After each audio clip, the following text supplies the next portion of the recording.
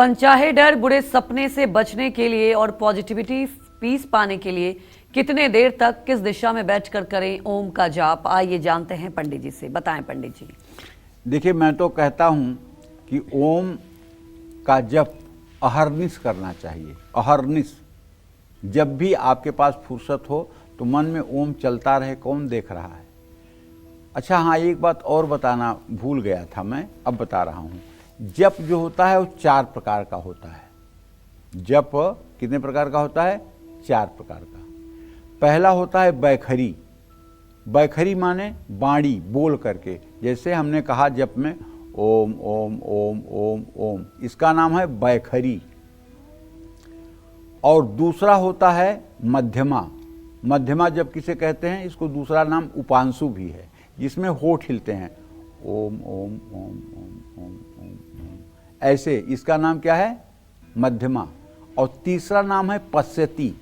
पश्यति जप का ही एक रूप है। ये कैसे है? ये कंठ से अपने आप बिना ओठ और जिह्वा के हिले चलता है, तो इसका नाम है पश्यति। और चौथा नाम है परा। परा नाम जो है ये मूलाधार चक्र से शुरू होता है। मतलब आप केवल शांत चित्त बैठे रहेंगे और जप अपने आप चलता रहेगा। ये ऋषि और मुनि लोगों के साथ होता है। बाकी जो सामान्य जन हैं वो 3 ही में रह जाते हैं, बैखरी, मध्यमा और पश्यति। इन्हीं 3 जपों में रह जाते हैं। लेकिन जो ऋषि मुनि हैं, जो साधक हैं, जो तत्वबोध महात्मा हैं, जिन्हें प्रभु का साक्षात्कार हो गया है, वो परा मतलब स्वयं से जप उनका होने लगता है। वो आपसे बात भी करते रहेंगे तो उनका जप होते रहेगा। वो आपको देखते भी रहेंगे तो उनका जप होता रहेगा।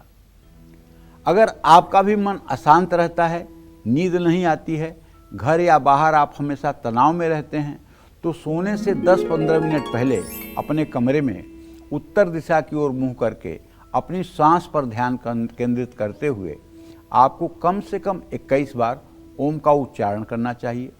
शरीर में नकारात्मक ऊर्जा अगर महसूस होती है, या बहुत एंजाइटी है, डर लगता है, या बुरे सपने ज़्यादा आते हैं, तो सूर्योदय के बाद या सूर्यास्त के समय शांत जगह पर बैठकर पूरब दिशा की ओर पद्मासन सुखासन में बैठकर 108 बार ओम का जप करें।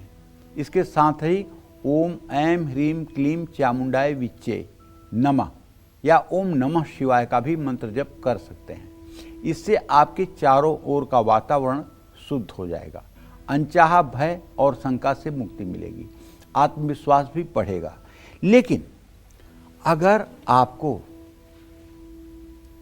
अपने साथ किसी के होने का आभास होता है, अपने पीछे किसी के खड़ा रहने का आभास होता है, सपने में रात में आपके साथ कुछ ऐसी घटना घटती है जो नहीं घटनी चाहिए, कुछ ऐसा होता है जिसे आपको बताने में भी शर्म आती है, तो उसके लिए मैं आपको कहना चाहूँगा, ओम के साथ 2 अक्षर और जोड़ लीजिए, जूम सह। ये भगवान शिव का त्रैक्षरी मृत्युंजय मंत्र है और भगवान शिव को कहा जाता है भूतनाथ।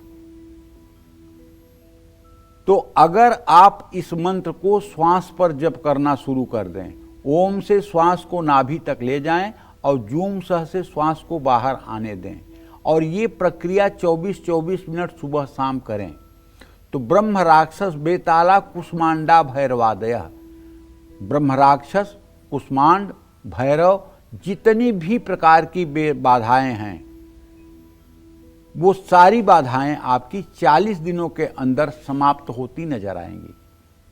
यह साधना ऐसी साधना है कि साधना करने के बाद भूत प्रेत अभिचार की बाधा आपके जीवन से समाप्त हो जाएगी।